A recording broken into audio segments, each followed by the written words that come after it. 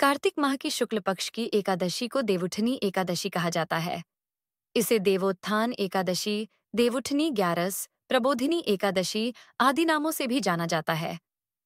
एक राजा के राज्य में सभी लोग एकादशी का व्रत रखते थे। प्रजा तथा नौकर चाकरों से लेकर पशुओं तक को एकादशी के दिन अन्न नहीं दिया जाता था। एक दिन किसी दूसरे राज्य का एक व्यक्ति राजा के पास आकर बोला, महाराज, कृपा करके मुझे नौकरी पर रख लें। तब राजा ने उसके सामने एक शर्त रखी कि ठीक है, रख लेते हैं, किंतु रोज तो तुम्हें खाने को सब कुछ मिलेगा, पर एकादशी को अन्न नहीं मिलेगा। उस व्यक्ति ने उस समय हाँ कर ली, पर एकादशी के दिन जब उसे फलाहार का सामान दिया गया तो वह राजा के सामने जाकर गिद्ध-गिद्धाने लगा। महाराज, इससे मेरा पेट नहीं भरेगा, मैं भूखा ही मर जाऊंगा, मुझे अन्न दे दो। राजा ने उसे शर्त की बात याद दिलाई, पर वह अन्न छोड़ने को राजी नहीं हुआ। तब राजा ने उसे आटा दाल चावल आदि दिए। वह नित्य की तरह नदी पर पहुंचा और स्नान कर भोजन पकाने लगा।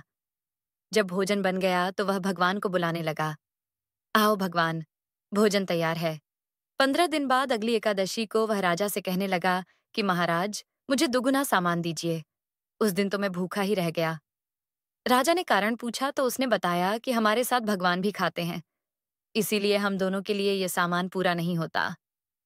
बुलाने पर पीतांबर धारण किए भगवान चतुर्भुज रूप में आ पहुंचे तथा प्रेम से उसके साथ भोजन करने लगे। भोजनादि करके भगवान अंतर्धान हो गए तथा वह अपने काम पर चला गया। 15 दिन बाद अगली एकादशी को वह राजा से कहने लगा कि महाराज, मुझे दुगुना सामान दीजिए। उस दिन तो मैं भूखा ही रह गया। राजा ने कारण पूछा तो उसने बताया कि हमारे साथ भगवान भी खाते हैं, इसीलिए हम दोनों के लिए ये सामान पूरा नहीं होता। यह सुनकर राजा को बद्धा आश्चर्य हुआ। वह बोला, मैं नहीं मान सकता कि भगवान तुम्हारे साथ खाते हैं। मैं तो इतना व्रत रखता हूँ, पूजा करता हूँ, पर भगवान ने मुझे कभी दर्शन नहीं दिए। राजा की बात सुनकर वह बोला, महाराज, यदि विश्वास न हो तो साथ चलकर देख लें। राजा एक पेड्डियच के पीछे छिपकर बैठ गया। उस व्यक्ति ने भोजन बनाया तथा भगवान को शाम तक पुकारता रहा, परंतु भगवान न आए। अंत में उसने कहा, हे भगवान, यदि आप नहीं आए तो मैं नदी में कूदकर प्राण त्याग दूंगा। लेकिन भगवान नहीं आए। तब वह प्राण त्यागने के उद्देश्य से नदी की तरफ बढ़ा।